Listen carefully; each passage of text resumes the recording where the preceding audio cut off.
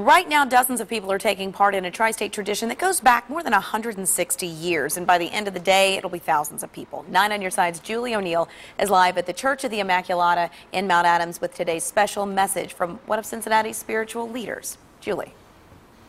Let me start with some physical perspective of where I am. I'm at the top of the steps where you see people finishing their journey behind me. Some will go into this prayer area here where you see the crucifix here. Some will pray outside here and have some reflection time here.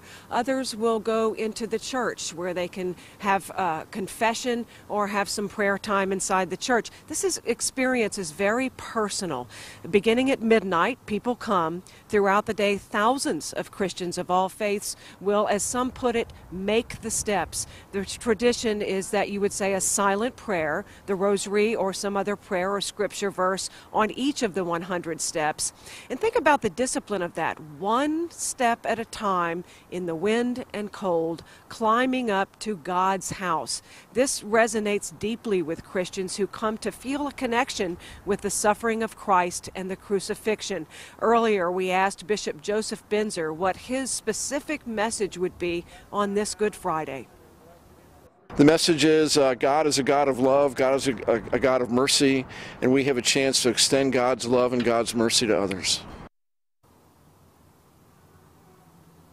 Now, if you are interested in sharing in this tradition today, there will be priests inside and outside the church throughout the day to hear confession. There will be passion services today at 2 and 7.